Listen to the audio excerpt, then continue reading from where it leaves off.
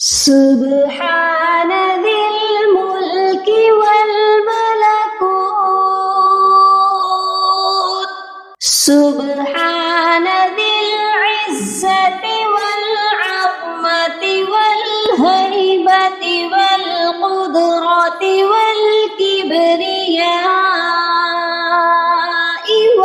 والجبروت سبحان